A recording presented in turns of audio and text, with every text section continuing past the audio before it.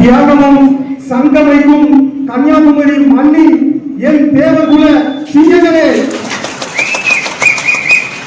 அலை கடலை விட பெரியதாக இருக்கும் என் மனதில் நீங்காமல் இருக்கக்கூடிய இளம் வீர இளைஞர்களே, தாய்மார்களே, தந்தையர்களே, சகோதரிகளே மற்றும் இங்கு மேடையில் அமர்ந்திருக்கும் என் உயிரிலும் மேலான என்னுடைய பாச தலைவர், போர்க்குடி மக்களின் பாதுகாவலர் KM இசைக்கிழமை தேவர் அவர்களே மற்றும் மேடையில் அமர்ந்திருக்கும் எனது ரத்த சொந்த உறவுகள் அனைவருக்கும் இனிய அன்பான வணக்கம். அதாவது இந்த மண்ணு, கன்னியாகுமரி மண்ணு எப்பேற்பட்ட மண்ணு அப்படின்னா வரலாறு சிறப்புமிக்க மண்ணு. நம்மளுடைய முப்பாட்டனார் பொன்பாண்டி தேவர் வாழ்ந்த மண்ணு. அன்றைய காலத்தில் திருவள்ளூர் சமஸ்தானத்தில் மார்த்தாண்டவர்மன் மன்னனாவதற்கு மிகவும் பாடுபட்டவர் நம்முடைய முப்பாட்டனார் பொன்பாண்டி தேவர் என்பது எத்தனை பேருக்கு தெரியும்? அதுபோல அன்றைய காலத்தில் டச்சு படை அவர்களை குறைச்சல் போல டச்சு படை அவர்களை வந்து ஓட ஓட விரட்டி போரிட்டு வெற்றி பெற்ற நம்மளுடைய முப்பாட்டனார் பொன்பாண்டி தேவர் அப்படிங்கிறது எத்தனை பேருக்கு தெரியும்? அதாவது 2026 சட்டமன்ற தேர்தலின் விழிப்புணர்வு கூட்டம். இந்த கூட்டம் நம்மளுடைய போர்க்குடி மக்களின் பாதுகாவலர் மட்டும் இல்லாமல் நம்மளை நாடி தேடி வரக்கூடிய அனைத்து சமுதாயத்துக்கும் பாதுகாவலராக இருக்கக்கூடிய ஒரே தலைவர் தான் நம்மளுடைய பாச தலைவர் KM இசைக்கிழமை தேவர். இந்த 24 மணி நேரம் நம்ம சமுதாயம் என்று உண்ணாமல் உறங்காமல் தூக்கும் மூலம் அவர் நினைத்து கொண்டு இருக்கக்கூடிய ஒரே தலைவர் நம்மளுடைய KM இசைக்கிழமை தேவர் தலைவர் மட்டும்தான். அதாவது தலைவர் கூட வந்து நம்ம PMD அறக்கட்டளை மற்றும் PMD மக்கள் பாதுகாப்பு இயக்கம் ஆரம்பிச்சதுக்கு முன்னாடி இருந்தேன். நான் தலைவர் கூட பயணிச்சுட்டு இருக்கேன். சுமார் 9 வருடமா நான் பயணிச்சுட்டு இருக்கேன். அப்படி இருக்கும்போது இப்போ சுமார் ஒரு 3 ஆண்டுகளாக தலைவர் கூடியே இருக்கேன். அப்படி இருக்கும்போது தலைவர் பற்றிய ஒவ்வொரு தகவல்களும் நிகழ்வுகளும் நான் டெய்லியும் பார்த்து கொண்டே இருக்கேன். இந்த மாதிரி தலைவர் நமக்கு கிடைச்சது மிகப்பெரிய ஒரு மரம் பொக்கிஷம். அவரை நம்ம பாதுகாக்கணும், அவரை நம்ம அதிகாரத்துக்கு கொண்டு வரணும்.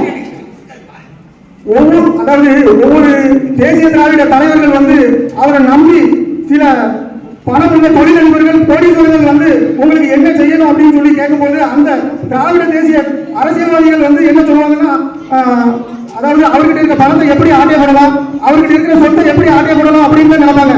ஆனா நம்ம தலைவர் என்ன நினைப்பாரு தெரியுமா? இதே மாதிரி வந்து என்ன சொன்னா சொல்லுங்க செய்யணும் அப்படின்னு சொல்லக்கூடிய நம்மளுடைய உறவுகள்கிட்ட வந்து அண்ணன் நம்ம பிள்ளைகளை படிக்க வைக்கணும், நம்ம மாணவிகளை படிக்க வைக்கணும். அன்று நம்ம அரசனா இருந்தோம், நம்ம ஆண்டோம், இன்று நம்மளை அடிமைப்படுத்திக்கிட்டு இருக்கான். அதனால நம்ம கல்வியில முன்னுக்கு வந்து அதிகாரியான மட்டும்தான் நம்ம சமுதாயத்தை காப்பாற்ற முடியும். அதனால நம்ம பிள்ளைகளை படிக்க வைக்கணும்னு அந்த பொண்ணு ரொம்ப கஷ்டப்படுது, அவங்க அப்பா இல்ல அம்மா இல்ல அப்படின்னு சொல்லி அந்த பொண்ணுக்கு அந்த மாணவிகளுக்கு வந்து கல்வி தொலைய படிக்கிறதுக்கு பணத்தை கட்ட சொல்லுவாரு. அதுபோல விளையாட்டுல வந்து ரொம்ப மும்முரமா இருக்கக்கூடிய விளையாட்டு வீராங்கனைகளுக்கு நம்ம தலைவர் அவங்களை ஊக்குவிக்கும் வகையில அவங்களுக்கு உதவி பண்ணணும் அப்படின்னு சொல்லிதான் நம்ம தலைவர் இதுவரைக்கும் செஞ்சுக்கிட்டு இருக்காரு. அது மட்டும் இல்ல, ஒவ்வொரு நாளும் அவரு சொல்லக்கூடிய வார்த்தை, அண்ணன் நம்ம சமுதாயத்தில் உள்ள மாணவர்கள் மட்டும் இல்ல, நம்மளை நம்பி வரக்கூடிய அனைத்து சமுதாய மாணவ மாணவிகளையும் நம்ம படிக்க வைக்கணுங்க, நம்ம சமுதாயத்துக்கு கல்லூரி கட்டணுங்க, இல்ல பள்ளிக்கூடம் கட்டணுங்க, இப்படியே தான் சொல்லிட்டு இருப்பாரு. அது மட்டும் இல்ல, நம்மளுடைய கல்லர் மலர் அகமுடையார் மூவரும் தேவர் என்று அரசாணையை நம்ம தலை சாயிகளுக்கு நம்ம வாங்கி கொடுக்கணும் அப்படின்னு அடிக்கடி சொல்லிட்டு இருப்பாரு. இது போல ஒவ்வொரு நிகழ்வுகளையும் டெய்லி அவர் வந்து படுக்கிறதுக்கு சுமார் 1 மணி ஆகும். ஆனா காலையில 6 மணிக்கு எழுந்திருவாரு. அப்படி இருக்கும்போது 1 மணி ஏன் ஆகுதுன்னா, அவர் டெய்லியும் அனைத்து மாவட்டத்தில் இருந்தும் நம்ம PMD கட்சியில வந்து படபடையா அணியா திறந்து நம்ம கட்சியில சேர்றதுக்கு நம்ம தலைமை அலுவலகத்துக்கு தூத்துக்குடி வந்து சேர்ந்துட்டு இருக்காங்க. அனைத்து மாவட்டத்திலும் பெரிய பிரச்சனை. ஏன்னா அங்க இன்னைக்கு நம்ம சமுதாயத்தை அடிச்சு போட்டோம், அங்க PCR கேஸ் போட்டோம், இங்க நம்ம கோயில ஆக்கிரமிக்கலாம், ஏன்னா அங்க நம்ம கோயிலுக்குள்ள நம்ம விடமாட்டோம்னு சொல்லி பெரிய பிரச்சனை.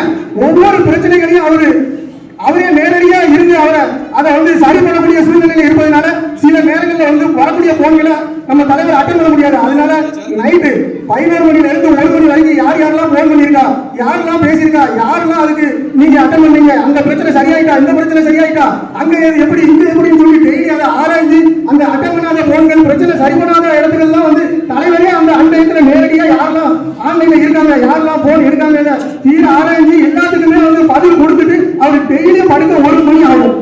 அதனால நம்ம சமுதாயம் என்று 24 மணி நேரமும் நினைத்து கொண்டு இருக்கக்கூடிய நம்ம தலைவர் எசகிராஜா தேவருக்கு நம்ம அதிகாரத்தை கொடுக்கணும்.